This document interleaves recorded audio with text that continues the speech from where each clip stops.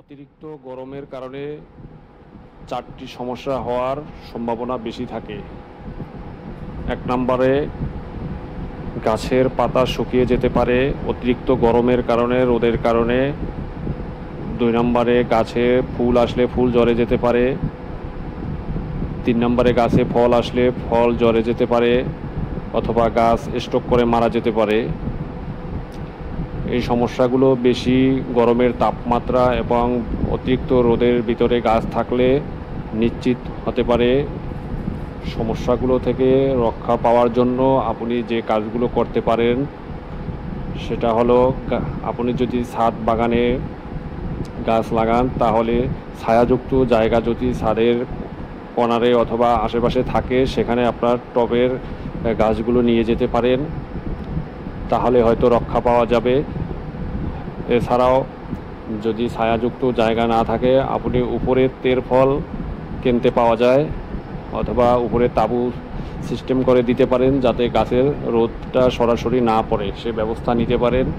এবং গাছের গোড়ায় পর্যাপ্ত পরিমাণে পানি দিবেন যাতে গাছের গোড়ায় যে মাটি থাকে সেই মাটি যেন একদম কাদামাটি হয়ে যায়। আঙুল দিয়ে দেখবেন যে যদি কাদার মতো হাতে লাগে ততক্ষণ পর্যন্ত গাছের গোড়ায় অবশ্যই পানি দিবেন। আর সবচেয়ে বড় জিনিস ব্যাপারটা হলো সেটা হলো পানি দেওয়ার সময় অবশ্যই খেয়াল রাখবেন যে গাছের গোড়ায় যে মাটিটা গরম আছে কিনা। যদি ঠান্ডা থাকে তাহলে পানি দিবেন, গরম থাকলে অবশ্যই পানি দিবেন না। আর পানি দেওয়ার 2টা সময় বেশি খেয়াল রাখবেন।